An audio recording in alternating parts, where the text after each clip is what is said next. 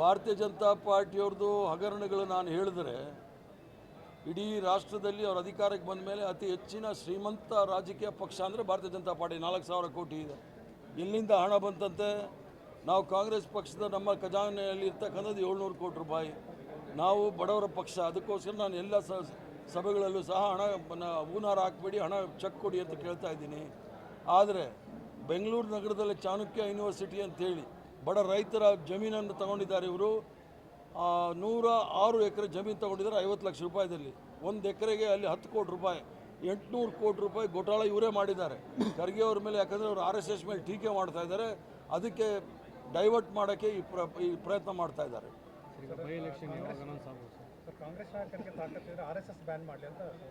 ಹೇಳಿದ್ರಿ ಈಗಾಗಲೇ 3 ಸಲ ಬ್ಯಾನ್ ಮಾಡಿದ್ದೀವಿ. ಮುಂದಿನ ಹೋರಾಟ ಅದೇ ಆಗುತ್ತೆ. ಅದೇನಾಗುತ್ತೆ ಮುಂದಿನ ತೀರ್ಮಾನ ತೆಗೆದುಕೊಳ್ಳೋಣ. ಎಲೆಕ್ಷನ್ ಕಮಿಷನ್ ಡಿಕ್ಲೇರ್ ಮಾಡಬೇಕು. ಥ್ಯಾಂಕ್ ಯು, ನಮಸ್ಕಾರ. ಬೈ ಎಲೆಕ್ಷನ್ ಯಾರ ನೇತೃತ್ವದಲ್ಲಿ ಆಗುತ್ತೆ?